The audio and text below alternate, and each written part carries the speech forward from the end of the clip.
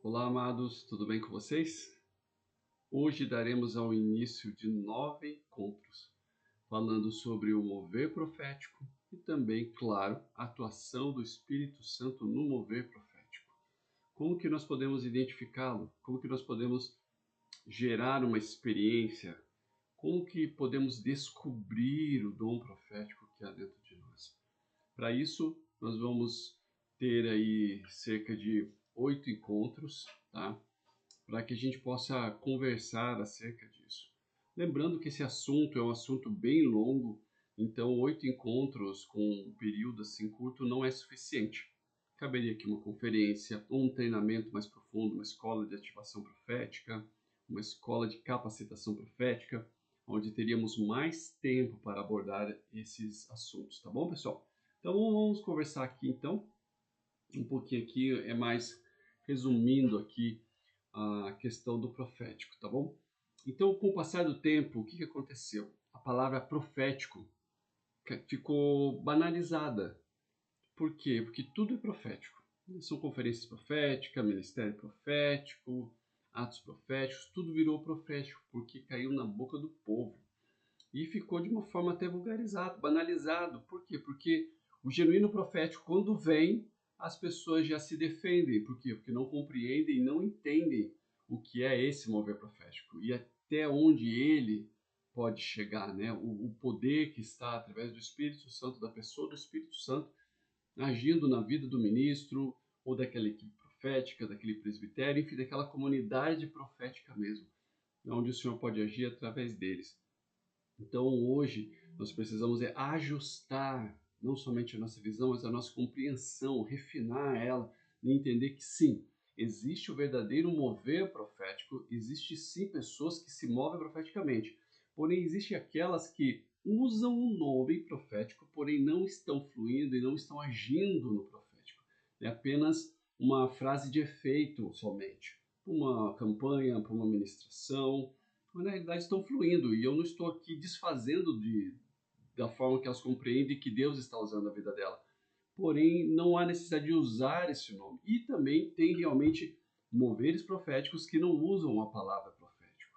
Mas como nós precisamos entender melhor, nós vamos conversar acerca dessa compreensão, dessas aulas, desses nossos encontros, para a gente entender um pouquinho melhor, tá bom? Também lembrando que é uma crescente entre os cristãos essa palavra profético, né? Círculo de oração profético, existe essa crescente.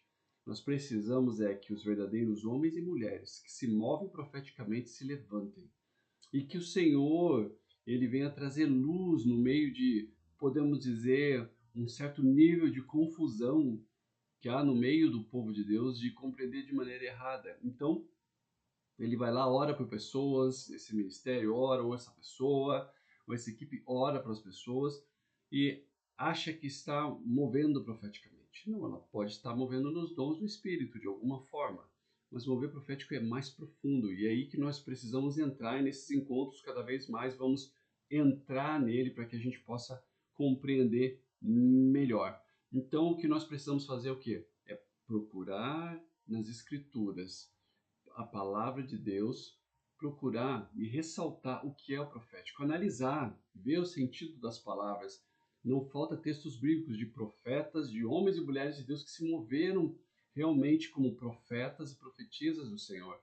Mas aqui eu quero abrir um parênteses, tá? Em Coríntios fala exatamente sobre o quê? Sobre os dons do Espírito, palavra de conhecimento, sabedoria, discernimento do Espírito e assim por diante, certo? E no Antigo Testamento ele fala sobre o ofício do profeta, certo? Hoje em dia sim existe profetas e profetisas de Deus, porém no Antigo Testamento ele ressaltava a figura do profeta como um porta-voz de Deus. Hoje, através do Espírito Santo, do derramamento do Espírito Santo, nós temos uma compreensão maior do que é realmente se mover, ou melhor, profetizar, que é uma diferença muito grande entre profetizar, segundo Coríntios fala, certo? Segundo o livro de Coríntios fala, e também sobre o ato, ou melhor, o ofício de profeta, que está lá em Efésios 4, certo? Então nós precisamos realmente separar isso, tá? E trazendo aqui um pouco mais de nível de compreensão sobre o significado da palavra profético, né? Vamos falar assim, ou melhor, da palavra profeta. São duas palavras no hebraico, uma mais antiga, que é roe, que significa vidente. Né? Nós podemos usar tanto o ofício lá de Samuel como vidente, também de Balaão como vidente, que é o quê? Aquele homem que prevê, que vê, antevê o que Deus está fazendo. Deus comunica uma revelação profunda, entendeu? E ele vê no mundo espiritual, ele vê as coisas acontecendo, né? E daí também tem a outra palavra que também está conectada com isso, que é nabi, que significa mais como um porta-voz. Quando a gente olha nessa questão do Nabi e Roé, nós podemos ver como o profeta Elias, né, que ele era o quê? Ele era como se fosse o porta-voz de Deus. Ele recebia o conselho de Deus, as diretivas de Deus para a nação de Israel e ele proclamava isso. Então, o aspecto do vidente, que não quero confundir com o vidente com astrologia, né, fica bem claro aqui que nós estamos falando do padrão bíblico da palavra de Deus, as palavras, é receber revelação. O roé, que tem a ver com vidente, é receber uma revelação de Deus para dado momento, situação, uma ocasião oportuna, onde ele recebe uma direção de Deus e ele traz. Porém, a palavra nabi tem a ver com a comunicação. Ele recebe a revelação, porém ele é o porta-voz de Deus. E essa palavra nabi, se você olhar lá em Efésios 18:4, ele fala sobre que as palavras do sábio é como um rio que brota. Então, o que acontece? Essa palavra tem a ver com aquela presença de Deus que te enche quando você vai proclamar a palavra de Deus e você não consegue reter ela. Por quê? Porque a unção vem com tanta força que você tem que comunicar.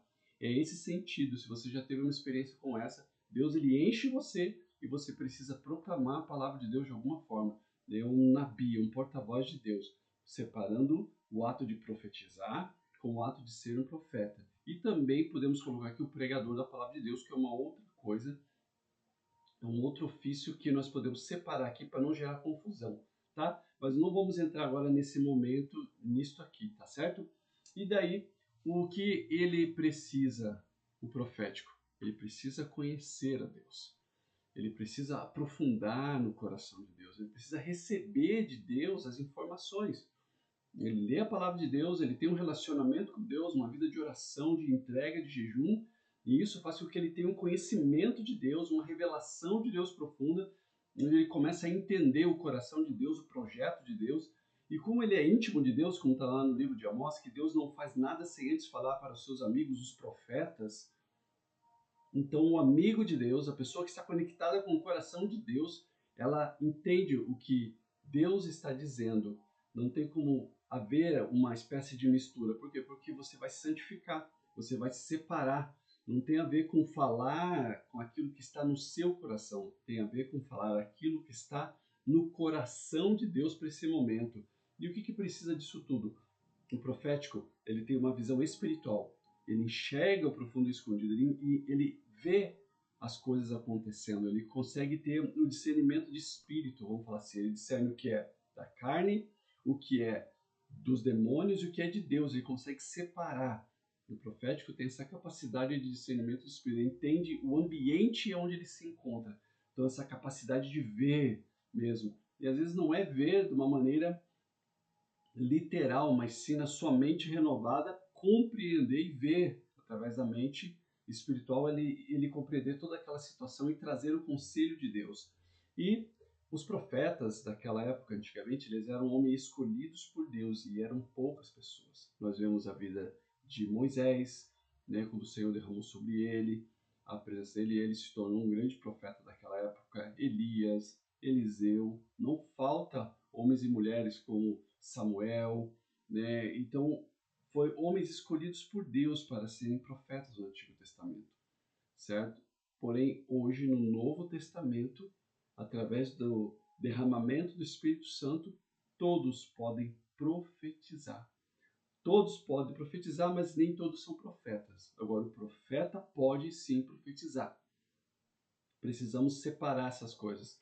Então, eu quero dar essa introdução no nosso primeiro encontro para a gente compreender melhor isso, tá? A partir do segundo encontro, vamos cada vez mais mergulhando nisso aqui, sabendo que o treinamento tem que ser maior para a gente poder compreender. Nós vamos mergulhar nesse rio do Espírito para entender melhor a ação do Espírito Santo profético, e daí nós vamos na segunda parte com relação do ser profético daí. Beleza, pessoal? Até a próxima. Muito obrigado.